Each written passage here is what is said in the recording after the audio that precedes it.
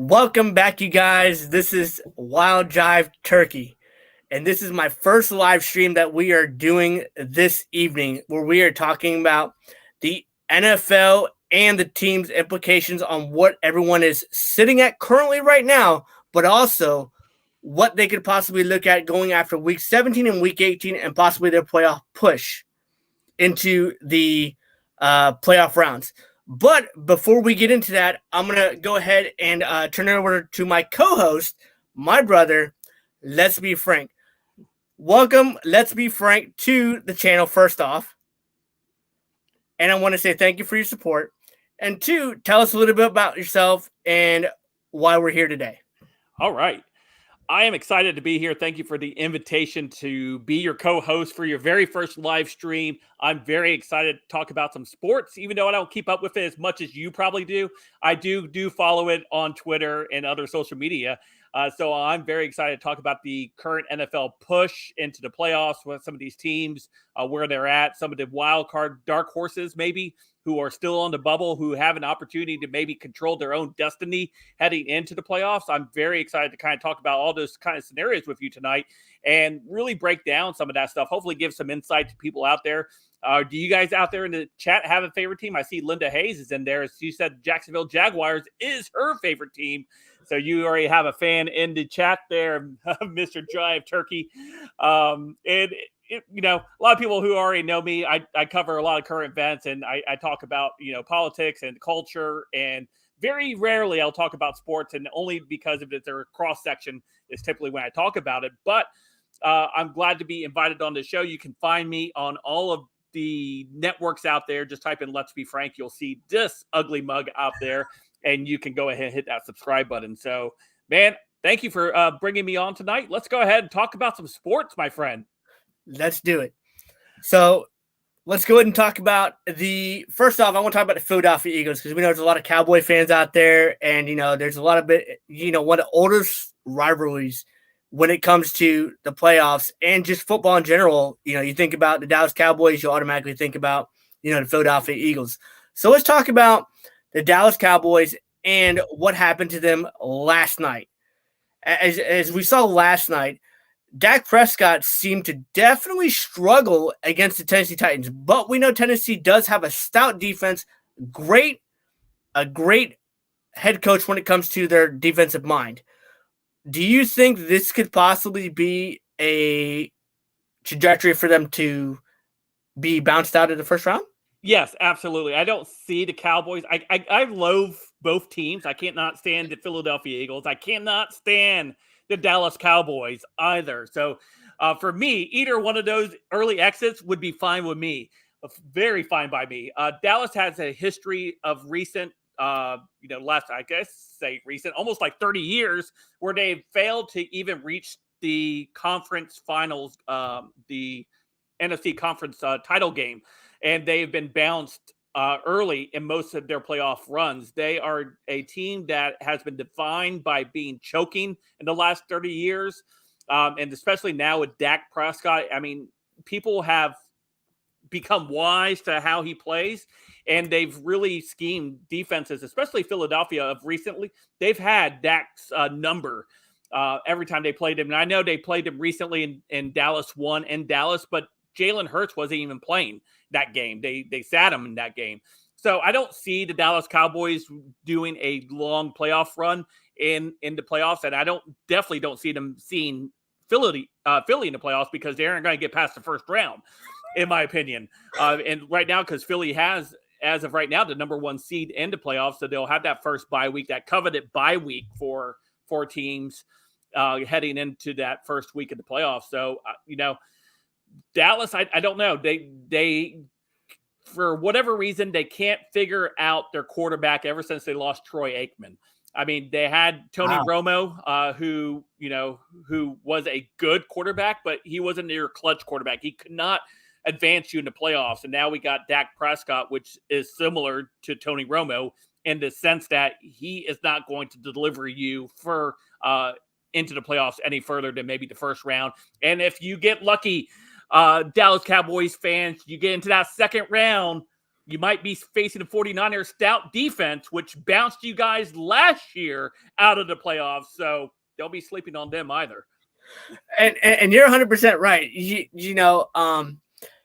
Dallas isn't – I haven't been impressed with Dallas. Unfortunately, I think Jerry Jones needs to, I think, step away from being a GM and that their GM, like, have an unbiased GM come in and take that reign a little bit and possibly bring a better coach. Because, I mean, let's be real. Is Mike McCarthy really a Super Bowl head coach? Well, I think Aaron Rodgers. Didn't he win the Super Bowl with Aaron Rodgers in Green Bay, though? But did he, or was it more Aaron Rodgers? I mean, he was the one that was calling the plays. But Aaron Rodgers. I mean, you are right. I mean, but look at the clock management he's had over the past this past season. Has Aaron Rodgers won a Super Bowl without Mike McCarthy? Very good point. I mean, you're right. I mean, you are right there, and I will definitely give you that. I mean, I like Aaron Rodgers. I know he's very controversial. I like Aaron Rodgers too. I think he's a phenomenal quarterback. I think he does a great job in what he does, and unfortunately for him, he hasn't been able to get over that hump in some of the biggest games. Just 2 years ago, he was bounced in the NFC Championship games by the Buccaneers, Tom Brady, in that NFC playoff conference game. I think that loss has more to do with for not trusting Aaron Rodgers than Aaron Rodgers. Who played in that Super Bowl that year? Was it Aaron Rodgers or Tom Brady? It was Tom Brady. You are right. I'll give you that. So while we're on the quarterback situation, so Jalen Hurts, Philadelphia Eagles, number 1 seeded. They're gonna be number 1 seed. They can't lose it. So we already know that. Jalen Hurts obviously struggling with a shoulder injury. He has been spotted up practicing today. That was reported today. I think the bye week's going to be very important for them just due to the fact of Jalen Hurts and Jalen Hurts of being healthy. Your thoughts on that? Yeah, my thoughts is that they should not put him back out onto the field until their playoff game. They should let him he can practice with the team, he can rehab, but putting him in that situation to possibly get hurt in a game that really doesn't matter for them in a way of them increasing their seed. I mean, because they've already locked it up, so there's no point of trying to get him out there any earlier. I mean, yeah, I wouldn't. I'm sure maybe he has a fire in his belly. He wants to prove that he can do it, and that's fantastic. But he also has to, think about his health as far as in this thing. I mean, one bad tackle, you don't want to be put out for the rest of the playoffs. And if that injury comes in the playoffs, that's different because you've already rested as much as you could, and you're going to play. So for me, if I'm the Philadelphia Eagles, if I'm the head coach of the Philadelphia Eagles, I sit him. I don't start him. Yeah, because I mean Gardner Minshew. I mean I know Gardner Minshew because he played for Jacksonville, and he did all right. But I think just giving him more reps with the team, and I think honestly you shouldn't put Jalen Hurts because I think Jalen Hurts is only going to go as far as the Philadelphia Eagles go, and the Philadelphia Eagles are going to go only as far as Jalen Hurts pushes them. Yeah, no, for sure. I mean, I wasn't a big Jalen Hurts believer last couple of years. Based off what he was showing on the field. I mean, he had some glimpses where he threw some good balls and stuff like that, but it didn't seem like he was that quarterback that was going to lead the Philadelphia Eagles into a deep playoff run. And I know they were bounced 2 years ago by the Buccaneers again by Tom Brady, or was that last year? I can't remember if it was last year. Was it last year? Yeah, because the Buccaneers lost to the Chargers, the Rams. Yep. So they almost won. Yeah, the Eagles almost did win that game, but it showed that Jalen Hurts still needed to mature more. Is this his year? I don't know if this is going to be his year or not. So talking about Jalen Hurts, and as you've probably seen with the MVPs, favorite is right now it's Patrick Mahomes due to the fact because Jalen Hurts didn't play last week. I feel like that shouldn't matter or not if he's going to play the last 2 games or not. I think it should already be solidified on who we think that the MVP is. I mean, Do you think Jalen deserves the MVP, or do you think or you think the league's just going to say, "Hey, we're going to just hand it to Patrick Mahomes just because he's a fan favorite"? I think it's going to be Patrick Mahomes because he's going to have the stats to back it up. And I know that's unfair in a way to look at it, but if Hurts is wanting to come back just to try to solidify the MVP, that shows me that he is more interested in self accolades instead of actually keeping his eye on what really matters for the team, which is a championship. And so if they give it to Patrick Mahomes, if I was Jalen Hurts, I would just respond as like, well, I took these couple of games to focus on making sure that, we're going to make a deep run in the playoffs and possibly win the Super Bowl this year. And that's the most important hardware for me. That's how I would imagine to look at it. I don't know Jalen, obviously at a personal level or where his commitment is to the team, but I would like to think that's how he would view it. As far as the MVP, Mahomes is going to get it based off of course, the stats. And of course, he is a big fan favorite. No, you're 100% right. He definitely is, and that's something. Oh, I see, we got kids. We got someone in KC here. Look, talking about Pat. We'll deserve it. All right. Arvolt. Hey, can you? Arvolt. Yeah, Arvolt. Why do you think Patrick Mahomes deserves it? I mean, we know he's on pace for completion. Yeah, I mean, Patrick Mahomes is a beast. I mean, if you look, dude is an athletic freak of nature, man. I would love to have and to think about this. Think about this just for a moment. Alex, he was the backup to Alex Smith in Kansas City. Your boy. For 2 years. For 2 years, he was the backup to Alex Smith until Alex Smith got injured. In KC, and then that cleared the way for Patrick Mahomes to take over, and he never looked back after that. Right? He became the man. Yep. In KC and in some aspects in the NFL as well. I mean, the dude is just a monster.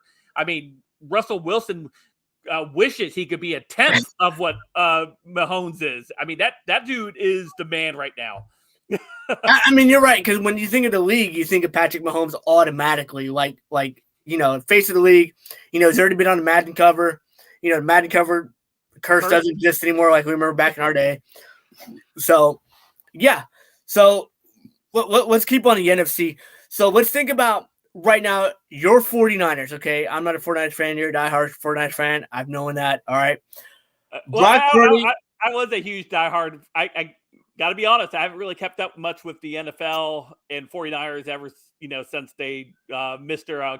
Kaepernick decided to go ahead and go for self-seeking attention for himself and pull it away from the team. So it kind of really rubbed me the wrong way. But I still follow him. I got an actual 49er helmet over there in the corner of my let's see if I can reach it. Hold on. Let's see.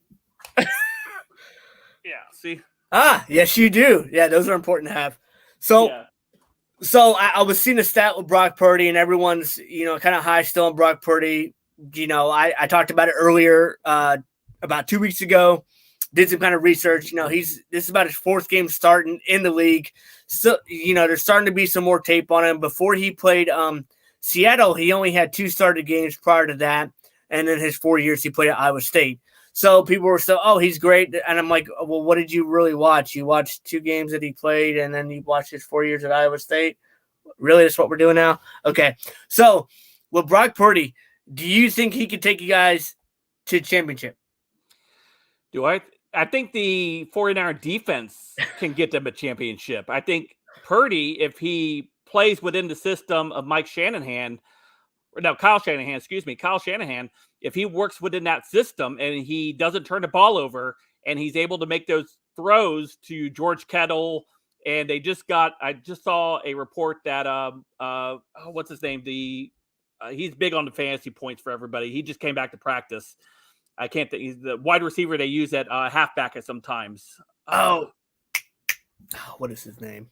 Yeah, and blanket. Anyway, if he's able to make those connections to those key players, and the running back is able to do his thing, the defense, and Christian McCaffrey. Yeah, and they're able to do their thing, no turnovers, smart play in the offense, they can get to the championship. They can maybe overcome Philadelphia. But if they're going to overcome Philadelphia, they're going to have to do it in Philadelphia, though. Yes. In the cold, in that ruckus atmosphere of Philly fans screaming all the things they screamed. This is the same fan base that threw batteries at Santa Claus and booed him. So I mean, come on, Booed Santa Claus. It's a hostile environment. They're going to have to go play in if they're looking, and especially as a West Coast coming to East Coast game, so they got to play earlier in the body clock. And that has a little bit of stuff. So if the 49ers advance to the NFL Super Bowl, it's only because of the stout defense of the 49ers.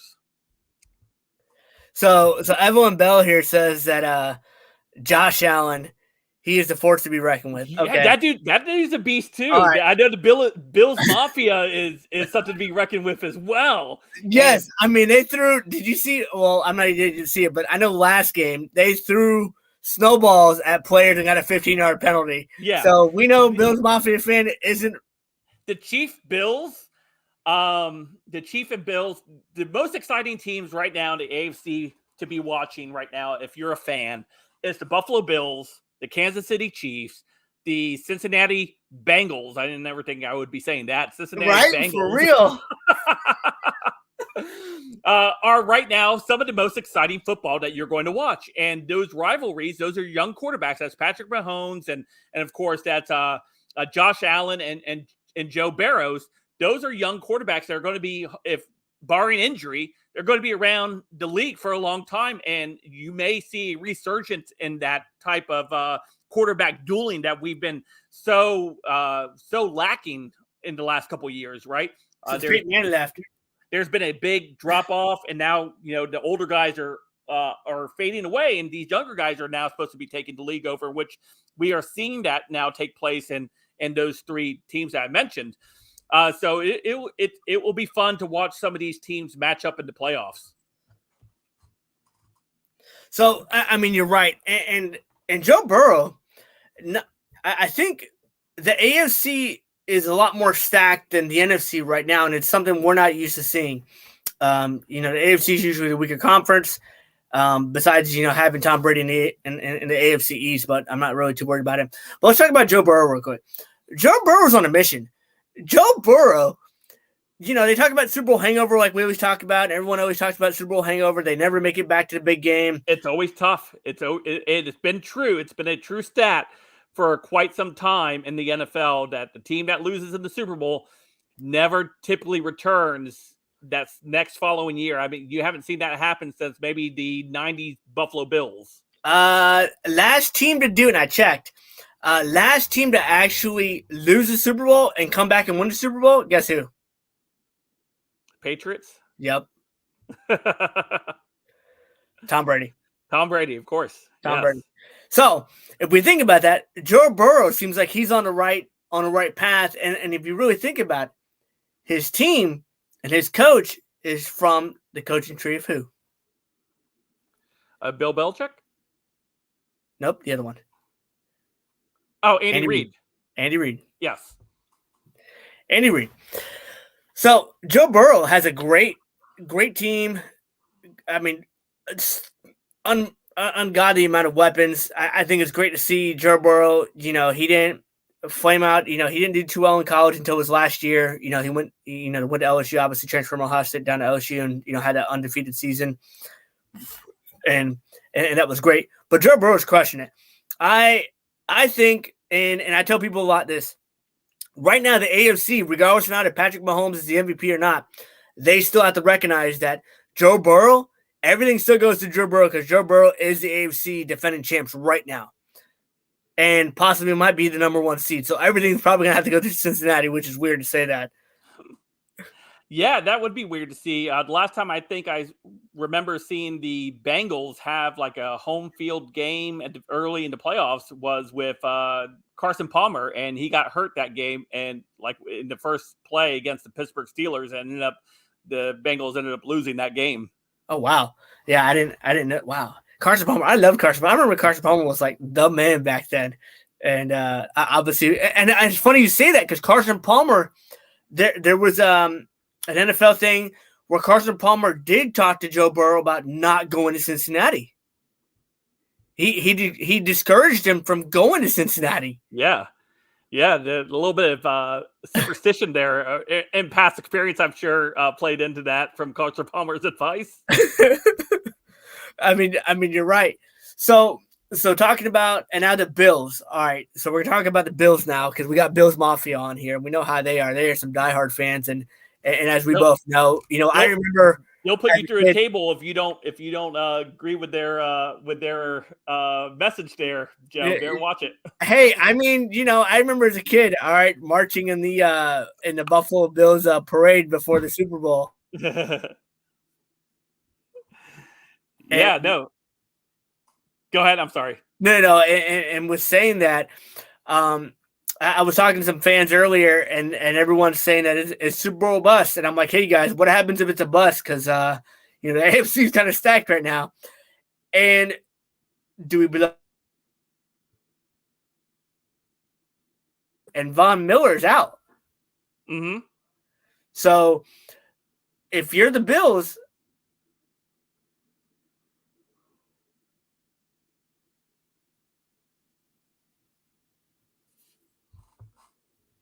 if I'm the Bills, what? You're I'm sorry, Joe. I think you're freezing up a little bit over there on your side. There you go. Okay. With the Buffalo Bills, if they don't make it to the Super Bowl and they end up busting, because a lot of fans are saying Super Bowl or bust, and I agree with them. If it's a bust and you just signed Von Miller for a bunch of money, do you think?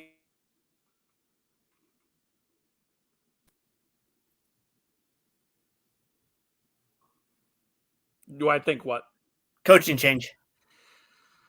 I don't know if it would be time for a coaching change. The NFL recently, over the course of the last, few years, coaches aren't given enough time with these teams to develop a culture a lot of times. And giving up on that coach so quickly, maybe because you've had some bad games or maybe you didn't make the playoffs or you didn't make the Super Bowl or whatever.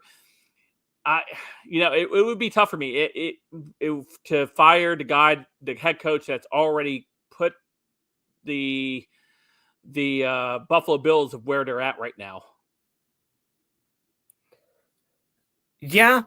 Because look at it this way. I mean, look at what happened, for example, with the Tampa Bay Buccaneers back in the late 90s, early 2000s, when Coach Dungy was coaching the Bucs. They were so close. Remember, they got to the NFC Championship game. They lost to the Eagles, and they fired Dungy and brought in Gruden. Gruden got them over the hump. But what happened after that? Nothing. The team fell apart because of the loose culture that Gruden brought along with him to the Buccaneers, where the culture was much more suit tie, if you would. With Dungy, you had a much more disciplined team than you did under Gruden. So maybe you bring in a new coach and he gets you to the Super Bowl promised land, but long term, is that what you really want for your franchise to go through a 20-year drought before they're able to even sniff the Lombardi Trophy again?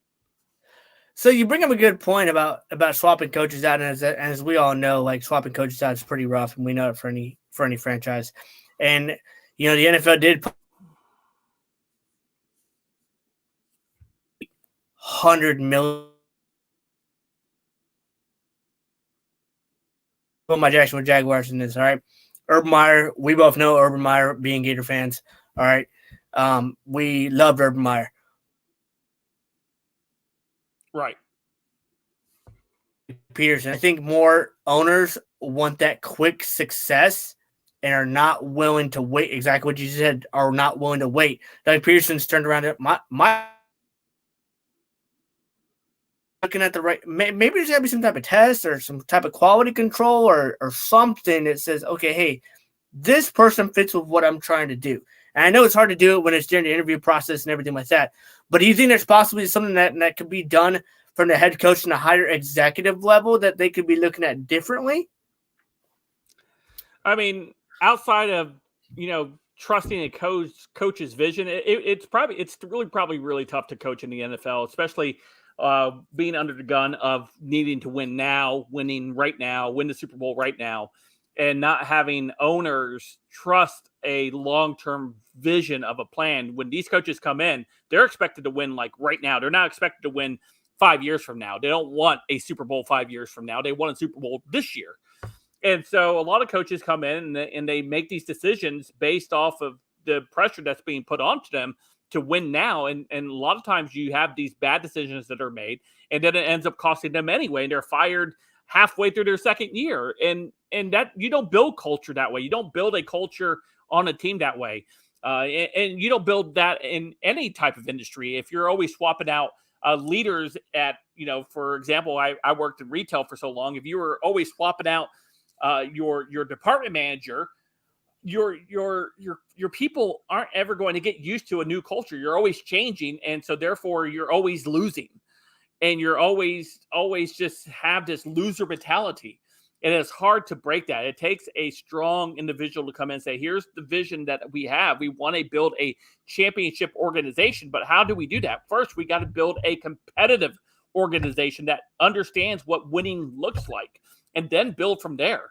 And unfortunately, that's not the message right now that is being given to head coaches. Right now, it's win now or you're fired, unless you are a coach that is hired based off of just minority. I mean, look at for example, Tomlin. When's the last time he won the Super Bowl? 2010. Yeah. So we're over 10 years of him winning the Super Bowl. How close have they been against the Arizona Cardinals? Yeah. How close have they been to win a Super Bowl? Couple times. Recently. Since 2000, it was 2016, 2017. They were in the hunt.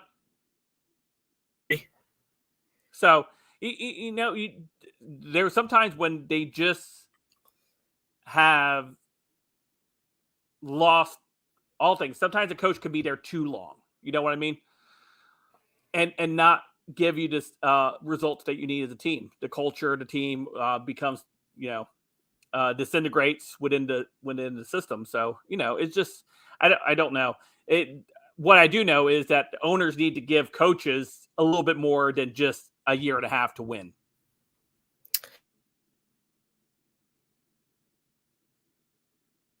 Now, like everybody wants that now.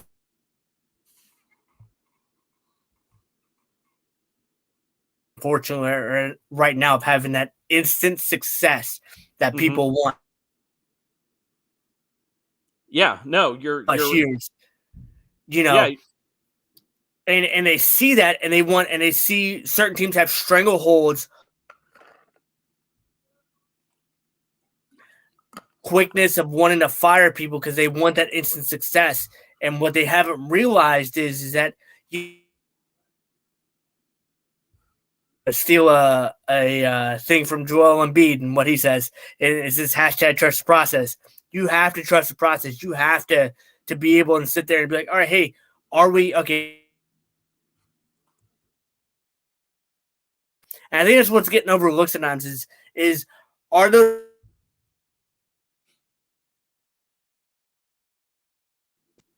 it's easier to measure success sometimes, not always in wins, but looking at the development of your of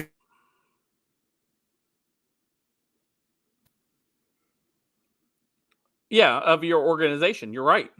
I mean, look back at the Saints when they quit being a losing franchise. Remember, the Saints were the laughingstock of the NFL for the longest time before Sean Payton came in, Drew Brees came in, Reggie Bush came in, and they started adding all these pieces. And eventually down the road there in that Saints team, I think it took about 3 years for them to win the Super Bowl, but they got it because they changed the culture. They had to start winning. They had to know what winning was like before you could make that next step.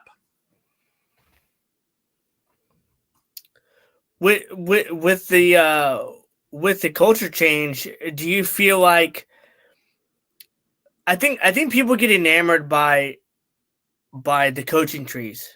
I think they get enamored by certain people's assistants. and they think like, oh, if I hire a Sean McVay coach or a Andy Reid coach, I'm going to have the same success. When it's sometimes not the truth. I think people get enamored by the coaching tree and where people get picked. No, you're right. And a coaching tree it's good to look at, to look at, where you've been, what type of organizations you've been part of. What did those organizations look like when you were there? What was your role while you were there in the organization? Did you have good rapport with the players? Did you have good rapport with the coaching staff, with the GM, maybe with the owner and stuff like that? I think all that matters to an extent, but, but also that at the same time, that potential coach needs to have the backing of the GM/owner that they know is going to be a process, not, I'm not going to win. Maybe this is what those coaches say, though, in these interviews. I can win you a Super Bowl this year. And maybe that's their pitch. Maybe that's why they get fired, because they overpromise and underdeliver. I mean, you rather underpromise and overdeliver is the way I've looked at it. I mean, that's just the way I've always looked at it. I'm like, well, I'd rather give you some, and then if I hit that ceiling top, hey, I'm winning there. So let's talk. Can you pull up the NFL percentages? So as we look at the AFC. Yeah, sure. Give me just 1 second. I'll pull it up for us. I got Ivan Adams is like, LOL. A buddy of mine used to laugh between the Bengals and the Saints. We didn't know which one was suckier. He was a Saints fan.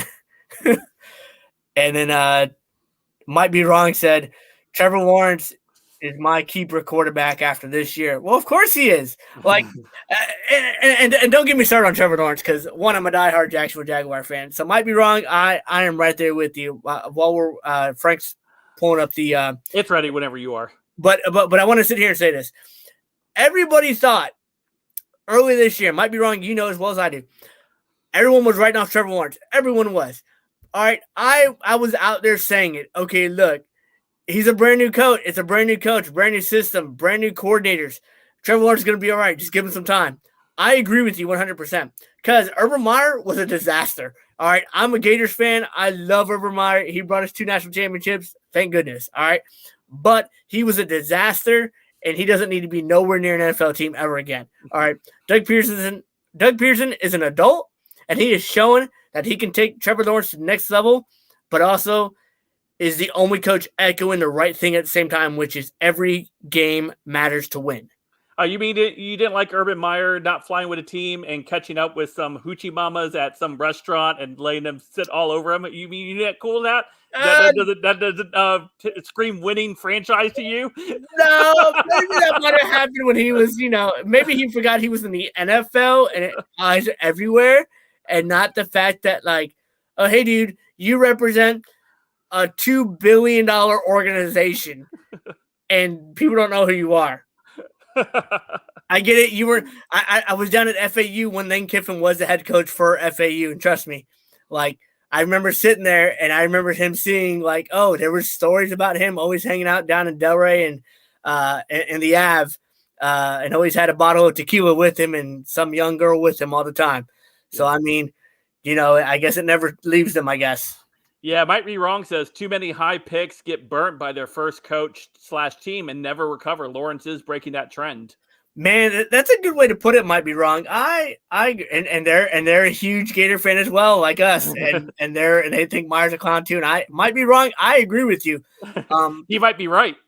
you are. Meyer is a clown. It was funny because I did see him on a 33 point on Twitter. He was giving some analysis on this CBS championship, for the college side. But anyways, yeah, Meyer's a clown. Might Be Wrong. I agree with you. And Trevor Lawrence is breaking all these trends somehow, but everyone wrote him off like 6 weeks ago.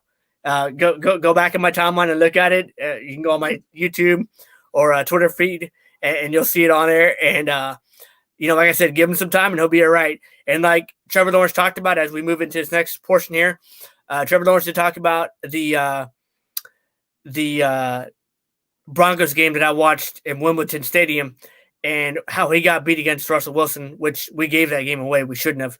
And how it flipped a switch for him. That was that game that he felt like he gave it away, but he's like, all right, I have to look at it and self-assess and get better. And as we've seen since week 9, that guy has led in passing yards, completion percentage, touchdowns, and overall QBR rating since week 9.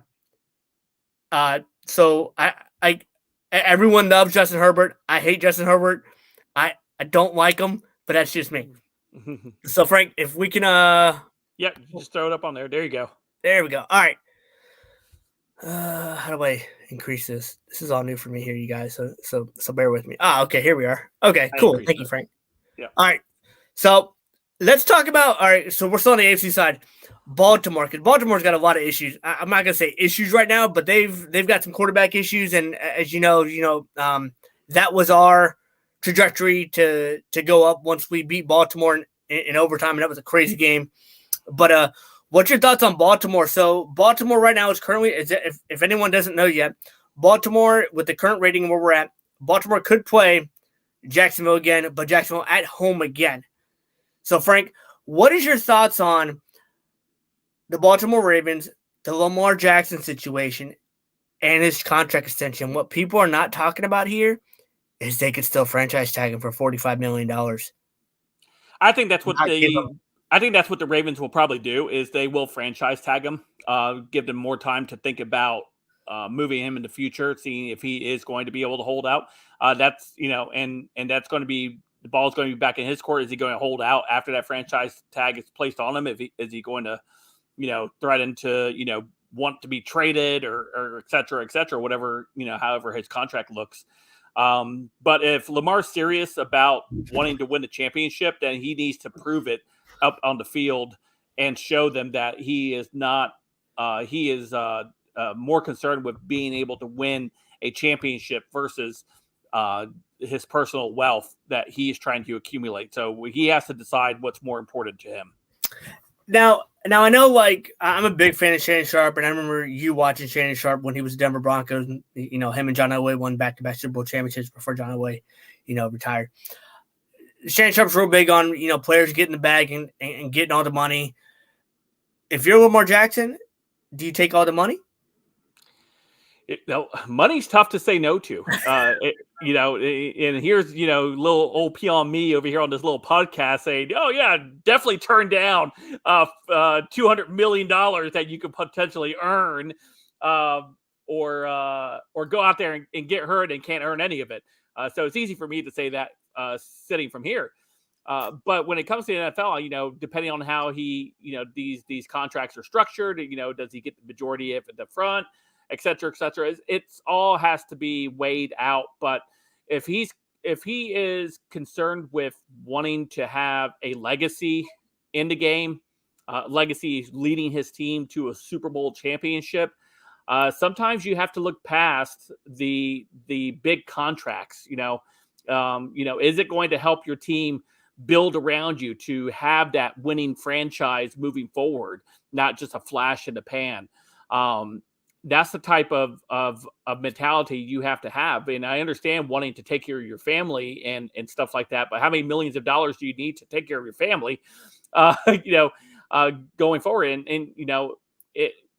All the accolades to him for if he wants to hold out for $200 million, whatever it's going for these days. I think, what was it? Mahomes signed a $400 million contract to something like that. Yeah, but I know that Deshaun Watson and a lot of people don't like Deshaun Watson. Is like, I'm the next person next to it, but he got $250 million guaranteed, all of it, know. So might be wrong. Says if I was Lamar, I would take it personal that the Ravens re-up his contract. I go elsewhere. That's a good point. He wants Lamar to go to 49ers. I do not want Lamar to go to 49ers, okay? Because then, that's just game over for the whole NFL. That would be amazing, by the way. That'd be a cheat code, okay? So, if you really think about it, after Baltimore, we go pretty historic. They were the Colts originally before they became the Baltimore Ravens.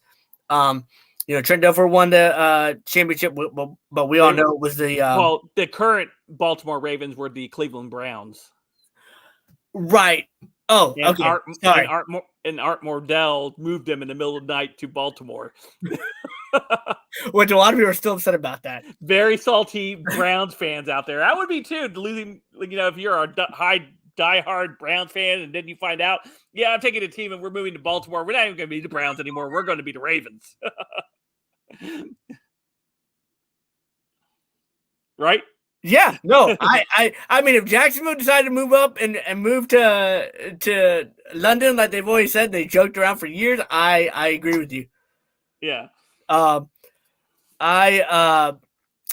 with Baltimore, you think about, you had Trent Dilfer. It was the outstanding NFL defense that they had then. Joe Flacco outdueled Tom Brady and won that championship there.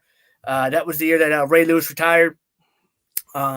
So if you really think about it, they haven't had a lot of stability really at the quarterback. If you think about the most dynamic quarterback, I mean, you're thinking they have it right there.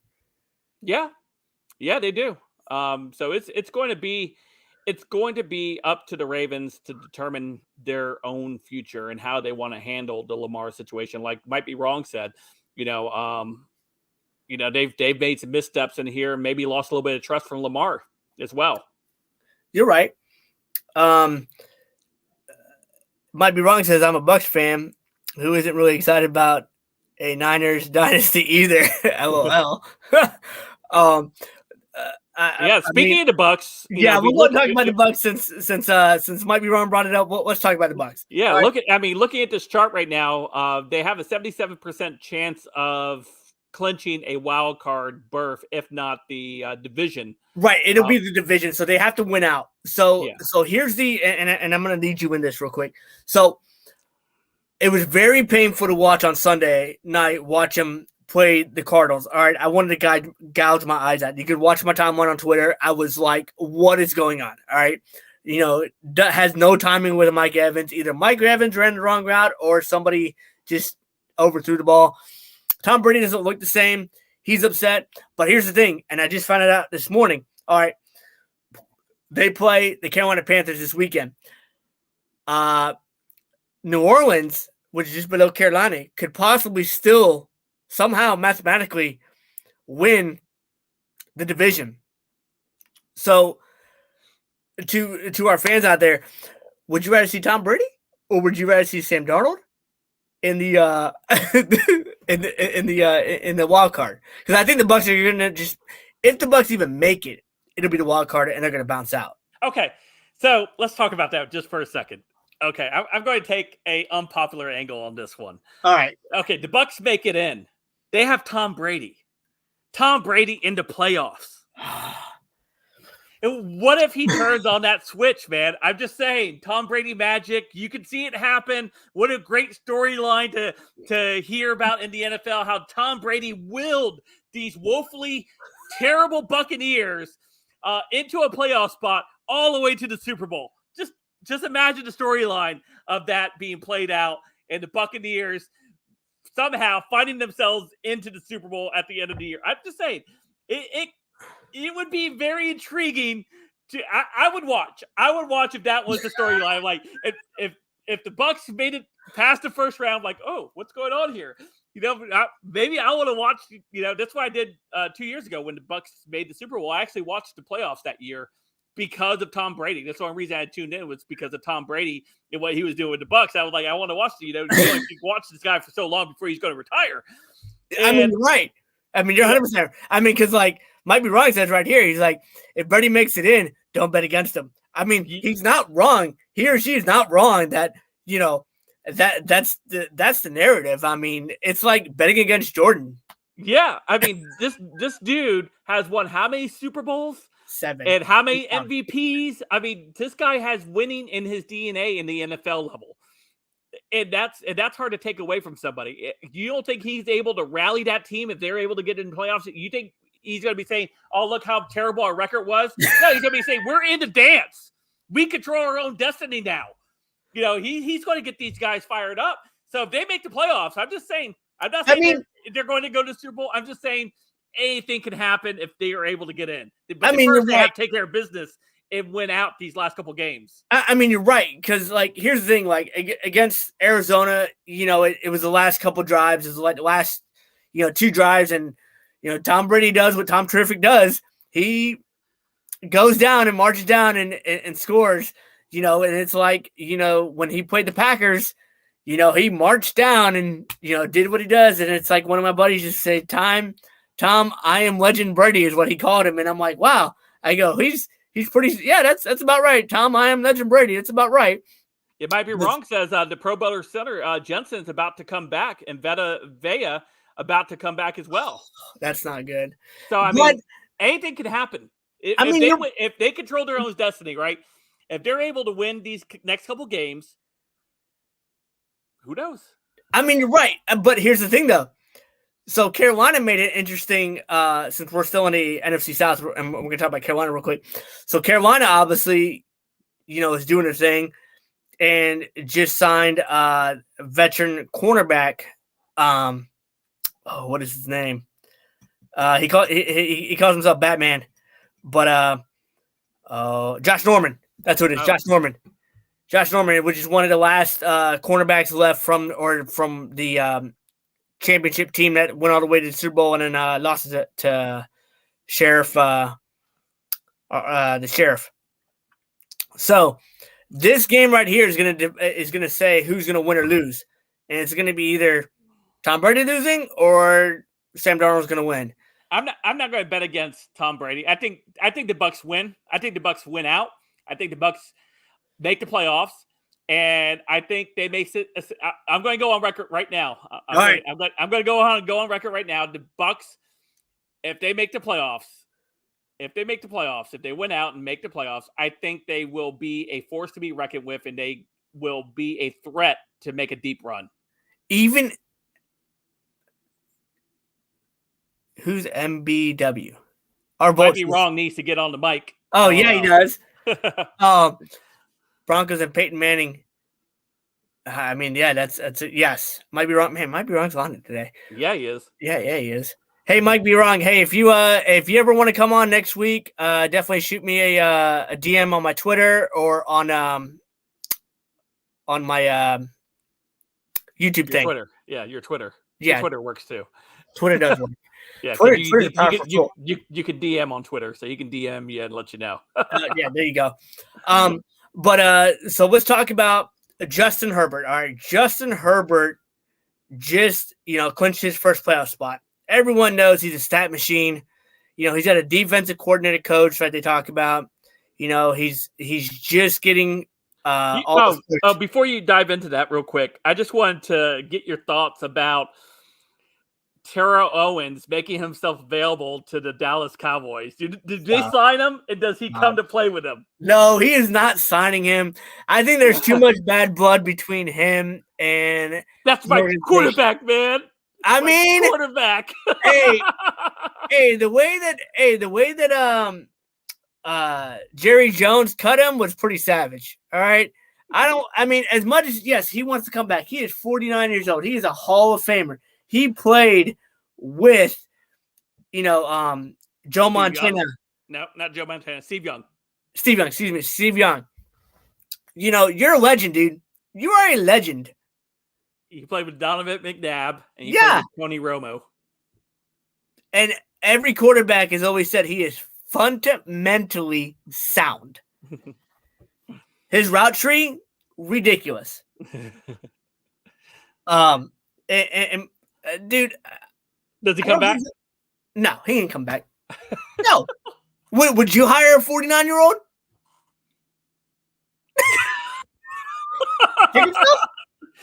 I don't know if he go out on the field, decoy, or would they take him seriously? They're like, the young quarterback, the corner would be like, this old man doing it, and he throws up a little old man move and gets open. I mean, you're right. I mean, you are right there. I'm just saying, but he's not mentally sound. He's not mentally sound though either. That would be like a franchise trying to sign Kanye West to their lineup. I mean, you're right. You don't know who you're going to get. Are you going to get the dude that's going to drop some gold albums out there with his lyrics, or are you going to get somebody that's going to be way off on the deep end? Way off. And you're like, oh, Kanye, I was agreeing with you on a lot of stuff, and then you went way over there. I don't think I can get with you right now at the moment, man. But same thing, right? With Terrell Owens, that dude could be a basket case, and that's very dangerous to have a basket case on the team, especially in the position as either a quarterback or a wide receiver, because you can go into the pre-Donna mode pretty quickly. I mean, you're right, and like Coach Fanning said, "Hey, remember the cell phone hidden and the padding." Yes. Epic. Yeah. And Might Be Wrong says he and Antonio Brown are on the same page about now.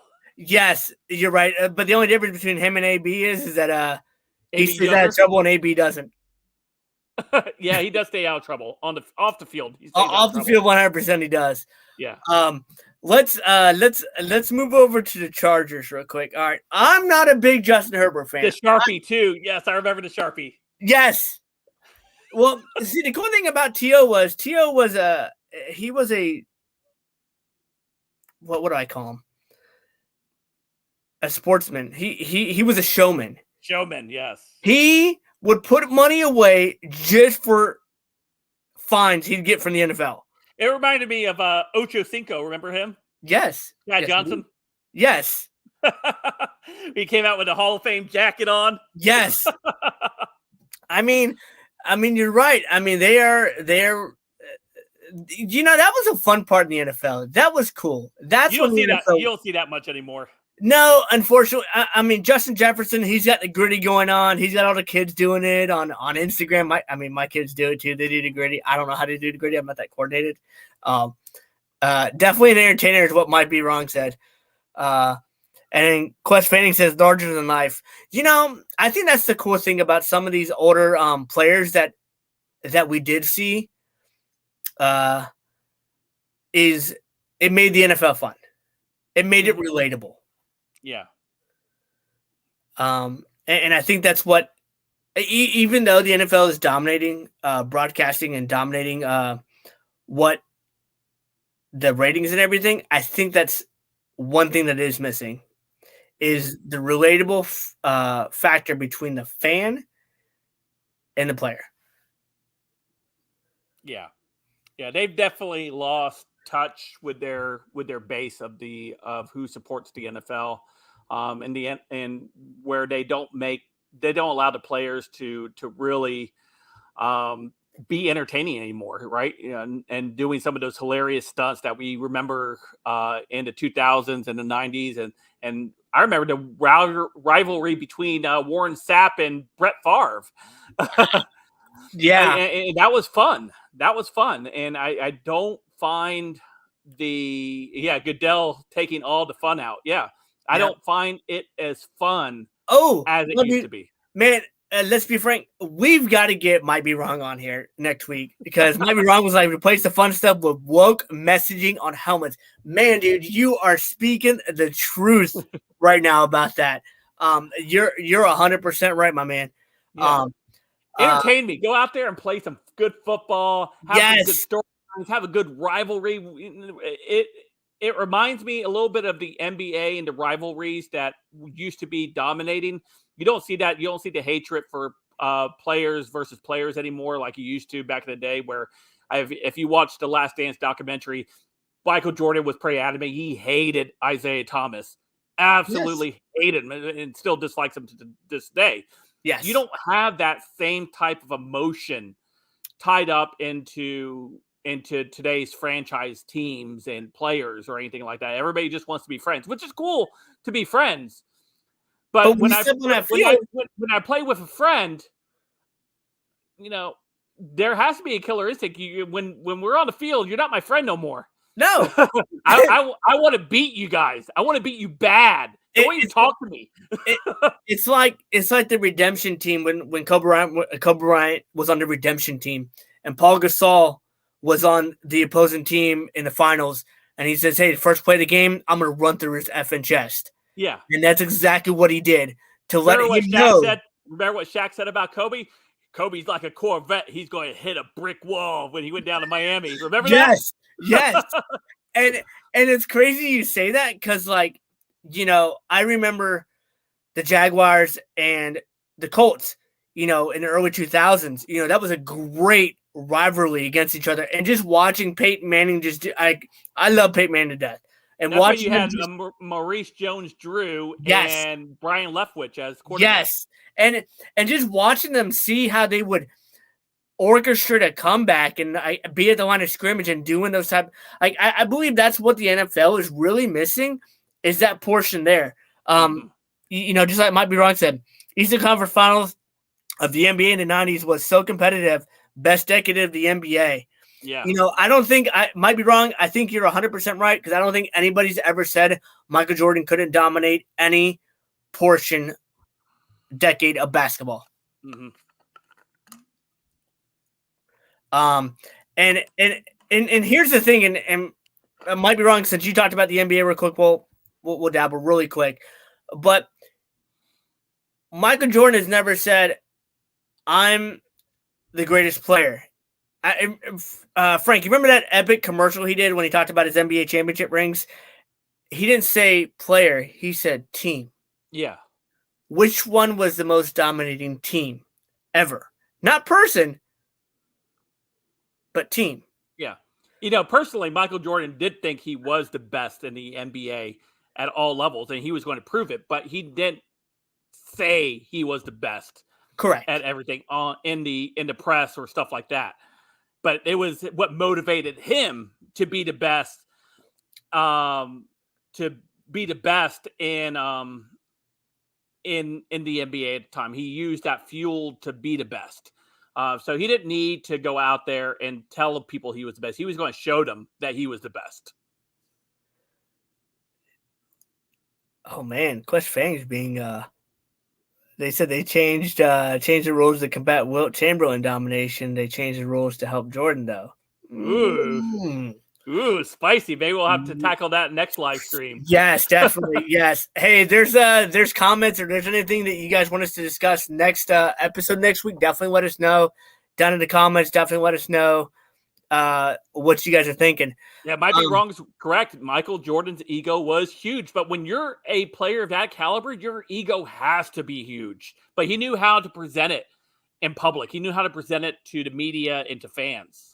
So let's think about it this way, and as he talks about like MJ's ego being huge, because you and I both grew up in the same era of basketball, as I came on the tail end. Michael Jordan still outsells every current player in shoe sales. And it was funny because I was talking about this with my barber today as I was getting my fresh haircut today. People buy the shoe because of the reputation, because of the distinctiveness of the player he was, to the aura, to everyone buys a Jordan because they want to be like Jordan. My son bought his very first pair of Jordans for this basketball season that he's playing in. I'm old, and as you know, I just bought a new set of Jordans. Just a week ago. Republicans buy shoes. That's right. Yes, MJ did say that. Republicans do buy shoes. Facts. All right. Everybody, not everybody rushes to go buy LeBrons. I'm just saying. Everyone. Nobody wears on our basketball team, on our high school basketball team, the varsity and JV. Nobody has LeBrons. Everyone either wears Curry's, they wear Giannis or Jordans. Yo, Giannis is a monster. All right. He is a monster, man. All right. Next week, rate Super Bowl chances of playoff picture teams. All right, if we could just put that as a note, we will. Our vote. Thanks for your comment on that. We would definitely be looking into that. And you guys, we're wrapping up right now, so we got about 2 minutes left. So, all right, what do we got left? LeBron James. All right, it's his birthday today. I'm not a huge LeBron James fan, just like happy Frank birthday, LeBron. Happy birthday, LeBron. But you're playing a bunch of meaningless games. But if you're the greatest player if you say you're the GOAT like you say you are, you wouldn't complain about the team you're on. I'm just saying. No, you wouldn't. And that's a team that he built.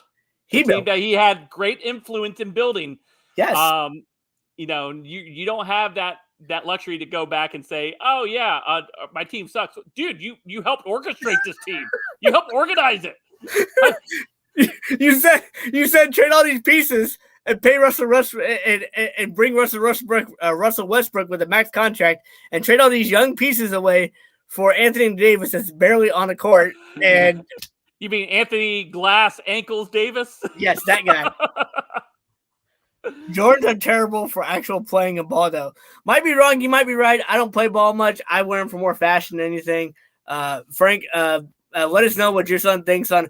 But it also depends on what shoe he's playing in, though, too. Yeah, they have an actual basketball shoe for the Jordans. So okay, yeah, he wears those. He likes them. He said they do the job and stuff like that. So hey, his airness is his airness. You know, it's like I always tell everybody. I go, "You talking about his airness?" The GOAT, Michael Jordan, that guy. Yes, number 23. So yeah, LeBron, he's not going to see a championship this year, and it's because of his leadership skills or their lack of leadership skills. And you're very familiar with LeBron, especially being a Miami Heat fan for your entire life. You remember his stint down in Miami, and you remember how Dwayne Wade really did lead that team more than LeBron did. Even though LeBron was brought in to be the leader, he always shrunk in the light of it. And so for LeBron, I think he's just trying to hold out so he can claim that he has the most points ever. He's getting all these accolades. I just saw some. I'm very rarely on Facebook. Occasionally I'll go on there, but I follow all these other fan pages and stuff. Somebody had posted LeBron James is now the only NBA player to play the most Christmas games ever. I'm like, really? That was a stat? I'm like, I'm sure that will be on his Hall of Fame plaque. Yeah, play the most games ever on Christmas. And you know what? It's crazy because LeBron James has been playing for 20 years now, and it's like, it's almost like it's a longevity award now. It's like, okay, if you really put like his stats compared to Jordan's stats, and we're gonna just put them two together because, that's what everybody wants to. But you don't have 6 rings, dude. You're 4-6 in the finals. And he did that in 15 years? Yeah. So versus 20 years, and he still hasn't been able to do what Jordan accomplished in 15 years versus what LeBron's accomplished in 20. I think speaks more to Jordan's ability to have more of an impact on the game, and of course, bringing in championships. Oh, and Quite Fanning says that they aren't out of high school anymore, different eras. Yeah, but yeah. Jordan actually played 3 years of college ball, while LeBron James actually came right out of high school. So you're saying that LeBron James had a 3-year start before Jordan even started counting points. Yep. So if you really take that into account, that's 23 years he's had on Jordan compared to 8 years compared to what Jordan played in 15, and retired twice. Yeah, retired twice, exactly. So hold on 1 second. So while we're on that real quick, I know you brought up an interesting stat about Michael Jordan when he played for the Wizards, and I don't think a lot of people know about that. And you were talking about the last season he played when he had we went out with the injury. Yes. No, not with Rick Hamilton. He had Rick Hamilton. Yeah. So what did you see from Jordan in that last year as you were still deep in the NBA compared to and that last year in the Wizards before Jordan went out with injury? If you look at that year, Jordan was averaging in the mid-20s as far as points, but not only that, they were on the upswing of making the playoffs and potentially making a deep run into playoffs. Kind of like something we had talked about earlier tonight, talking about Tom Brady possibly getting into the playoffs. And once that happens, all bets are off because that's when the championship DNA kicks in, right? Right. I would have seen the same thing with Jordan with the Wizards if they made that playoffs and make a deep run, if not the championships. Rick Hamilton was coming into his own as a young player, playing alongside Jordan. They were being a very good dynamic duo at the time prior to Jordan's injury. And if Jordan doesn't get injured, are we now talking Jordan winning a 7th championship with the Wizards at the unprecedented age of like 40 years old? So there, that is something that a lot of people, kind of gloss over. They kind of throw away those years of him in the Wizards, but they were on track. They were on track without that injury to Jordan. They're on track to possibly making a deep playoff run, if not the championship, making the championships. And I forgot what year that was, who was actually coming out of the West. Lakers. Would he have enough to overcome Kobe in the finals. I don't know. That would have been a classic matchup. That would have been Man, awesome to watch. that would have been epic. But ifs and what ifs, play out for people like us that just want to imagine what could have took place. But you never know. I mean, it was shaping up for him to actually have a pretty deep playoff run that year. Man, that's something that's pretty unique because a lot of like mainstream media do gloss over that Wizards time. 1986 scored single digits and didn't repeat that again until 2002. Wow. Yeah. Man, might be wrong. He's all over this, man. He is, man. He's so on this stuff, man. Yeah, it's awesome to see it. Because he brought up a good point though too. So Jordan took off 2 years in his prime too as well too. Yeah, he did 100%. And he still, when he came back, he still got him to the Eastern Conference Championship. Shaq bounced him, which was cool, but Shaq was young, obviously then. And I think just me growing up, hey, I love MJ just like the next person does, and I think he's the GOAT. But HBO Max, if a lot of people don't have HBO Max, they've got a documentary on Shaq, and it's super cool to see like the type of individual he is, because I felt like the press really painted him a different way during the Jordan era, when he got to Orlando and everything like that. But if you really look at his story and what he tried to do in the NBA, like, it's changed the way people as NBA players became not rich, but like wealthy and not be broke when they left. Yeah, I actually like Shaq. I think he has a great personality and I love seeing him in movies and TV shows and on commercials. I think that guy's actually really talented as far as that goes. And even the NBA, he dominated the NBA as a center. Where he redefined that position during his time in the NBA. But of course, that's another story for another day. We got to wrap up, man. We got to get going. Wow. we got going. All right. So, do you have the schedule for this week, real quick? Schedule for this week for what? NFL. No, I don't. Oh, let me pull it up really quick, and then we're gonna go through our NFL picks. Hey, you guys, if you guys want to follow with us on these NFL picks and see how we both do on these NFL picks, and we will jot them down. Oh, yes, we're going to see how we do on our picks. I thought we were going to save that for the playoffs, but I guess we can go ahead and start now. Well, it's week 17 going to week 18, gets a little warmed up, so get you a little warmed up from give me some early losses. Get some early losses. So we're gonna look at all right, so, and obviously we're not going to talk about the Dallas game because that was kind of a gimme. That's hey, you're beating up on a team that isn't very good. All right. So week 16.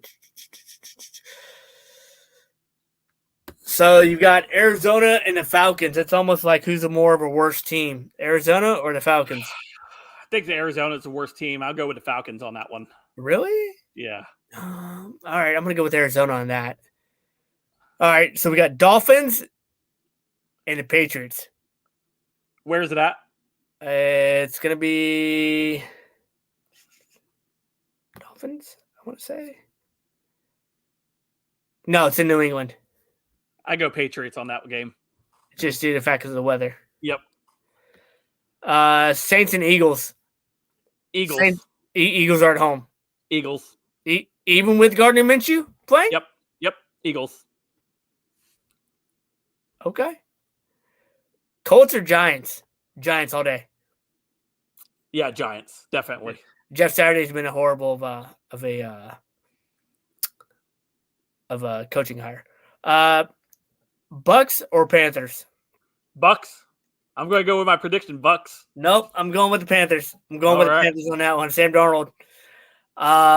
This shouldn't even be a game, but it's going to be a game.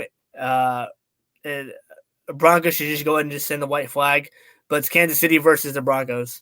Kansas City all day long. That's all day. That's an all day long. All right, then you've got the Bears and the Lions. I'm going with the Lions. I'll go with the Bears on this one. All right. Browns or the Commanders? I'm going with the Commanders. Where's it at? It's gonna be at the Commanders. Give me Cleveland. Really? Yep, I want Cleveland. Over Ron Rivera? Yes. All right. Jaguars and Texans. I'm all with my Jaguars. I'm a diehard fan. I've got to go with them. I'm actually going with the Jags on this one too. All right, and then we got your team, the Niners and the Raiders. And as you know, that Derek Carr is no longer Raiders all day. They're going to throw a rookie quarterback in there versus the Niners defense. Yeah, all day. All day. What's his name is going to get Purdy? Brock Purdy? Nope. No, I'm talking about defense, man. I'm talking about our defensive lineman. Stud. Nick Bosa. Yeah, he's going to get 2 sacks. Oh, I'll go with at least 3. 3. Okay, there we go. 3+. All right, Jets or Seahawks? I'm going with Seahawks all day. Seahawks. All right, Vikings or Green Bay? I'm going with Aaron Rodgers on this one. Go Vikings. I want Aaron Rodgers to upset the Vikings. Is what I want. Vikings. All right. Rams or Chargers? I'm going with the Chargers. And then Steelers or Ravens? And now, mind you, Lamar's not playing against the Ravens or with the Ravens. I'll go to Steelers on this one. Yeah. Now, here's your Monday night game, and here's what Bills Mafia was talking about. Bills or the Bengals? Bills. What? No, Joe Burrow. I'm going to Bills. No, I'm going with Joe Burrow. Go with Bills Mafia, baby. Bills Mafia. No, we are going. Come on, you can't get more excited than the Bills Mafia. What did the Browns have? The dog pound? Oh, we get the dog pound. Or no, we're not even talking about the Browns. We're talking about the Bengals. The Bengals. Come on, you go bring out the icky shuffle. The icky shuffle. Yeah. All right, there we go. All right, Colts are depressing. Might be wrong. The Colts are depressing. Yes, they are depressing, 100%. And the Raiders are stupid. Derek Carr was legit. I 100% agree with you. Actually, before the season started, I was at school, unfortunately, and the Raiders were my dark horse. Unfortunately, they were, and they totally let me down. All right, I 100% agree with you. Might be wrong, but they definitely let me down.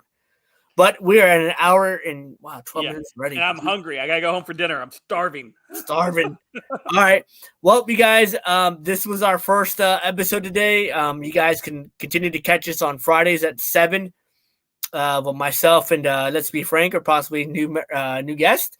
Frank, how can they continue to see you? They all know where they can find me. They can find me over on Let's Be Frank. Just type it in. You guys know Let's Be Frank. All right. So you can catch me obviously on Twitter. You can catch me out on Twitter at JJ Got Mine 2004, or you can catch me at on YouTube at Jive Turkey 65. Catching you guys is daily